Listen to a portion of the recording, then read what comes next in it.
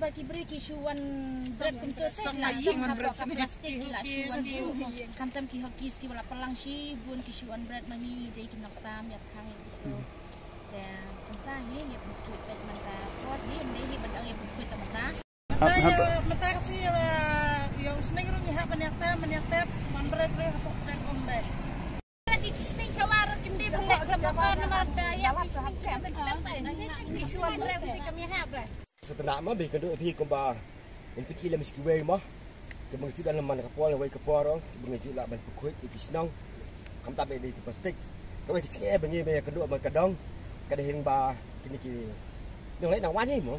sebab ni di plastik akan di bebun dah sebentar ni dah ni kum lepas tong makan ni dah sangat penting ni pa seara lembas tu ru lengkap ni pasim pa im nanti ni kan ni kalau plastik tengok kan lah nanti dekat begitu sedikit orang bak nanti kemudian bengiok kalau nanti bengi nyebut pasimbut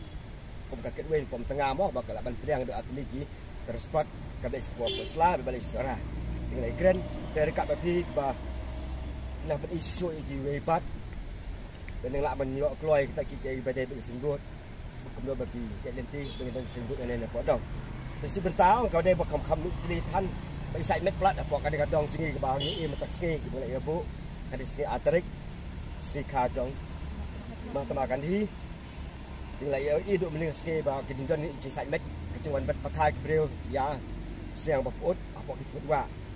ก็มืออะไรกันบริบอลบางใส่บารัดแล้วบางกินไอชีนี่คือเฟรชเป็นประเภทพวกนึงเป็นเนเป็นใส่กันเลยกันว่าอัมโยมึงลองเป็นคุดเขากระปังไอ้แบบกันนี่เลยก็ว่า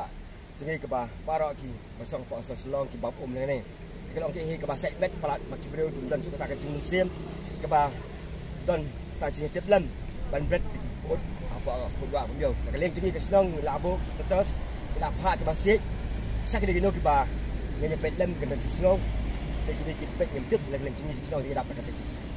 jenis amak susi dan mungkin kita ke bawah bet di mak dapat kiwa labuk ketang bagi dia ben ba mandi kita ikut ban kut sebagai buat kalau yang jenis kesenang kita dapat coba dekat bagi taksi be dalang kita nak pukul senang, musuh dia sebut kan, ikut lagi kita